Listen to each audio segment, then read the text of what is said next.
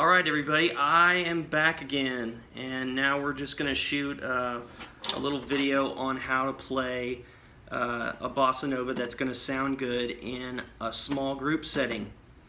Or it could sound good in a big group setting.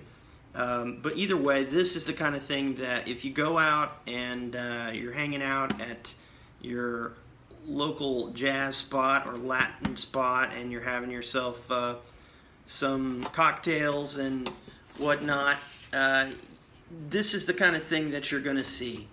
The reason why a jazz drummer sounds good is because he knows how to complement the band.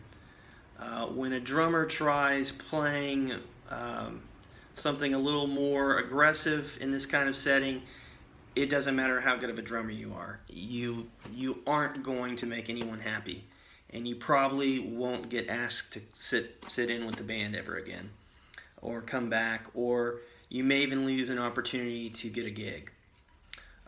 So if you play something like this, though, this will get you the gig. It's really simple. All we're doing is we're keeping time, we're keeping the groove with the brush. So what I like to do is build on this. And this is what a lot of other drummers do. They just simply count the band in and establish the feel. And so it's your job to keep your eyes on the bass player and figure out whether or not it's swung or straight, because sometimes there's this kind of in between swung kind of feeling going on when you play Brazilian music. But if you're not playing any authentic kind of Brazilian music and you're just playing this kind of bossa nova, then you probably won't need to worry about any of that. But I mention that because sometimes you'll get someone who wants to have more of that kind of laid back kind of feeling. So either way, make sure that you're paying attention to your bass player and locking in with him. And what you could do is play the foot ostinato with your hand. This sort of. You can also just play it on 3. 1, 2, 3, 4. 1, 2, 3, 4.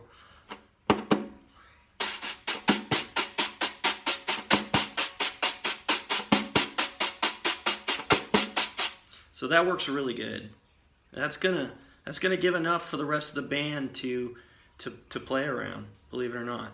It doesn't sound like much when you're doing it at home, but when you do this and you have other musicians, all of a sudden, it's probably the best thing you can do. So you can do that,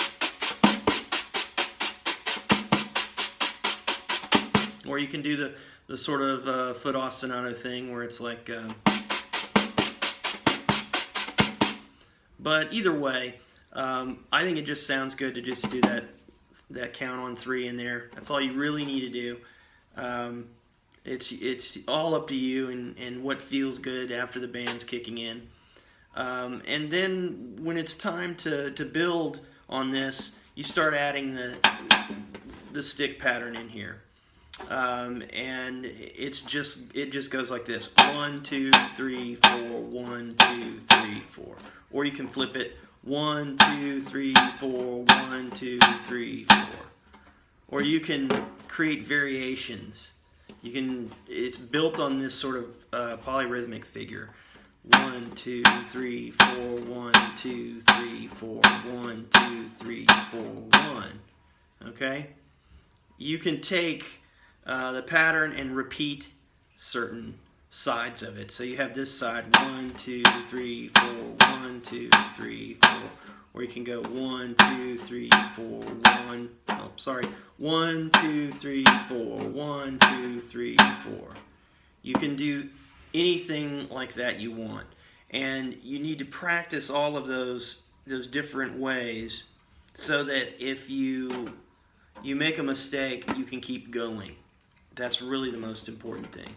But whatever happens, if you drop out completely and you're just doing this, it's going to be okay. It'd even be fine if you just like kept 1 and 3 or 2 and 4 somewhere in there, like.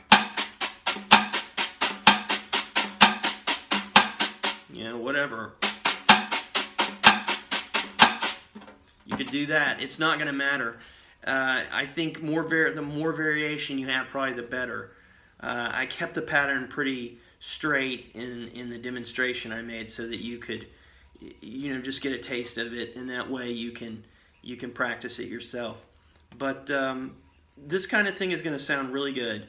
If you guys want to, you know, hear more of this and dig deeper into it, you can contact me at keithpeavy.com, or just, you know, click subscribe, and I'll get notification of that, and I'll hit you up and let you know more about how to play Latin and jazz in small group settings. And honestly, guys, this is the stuff that you should be learning.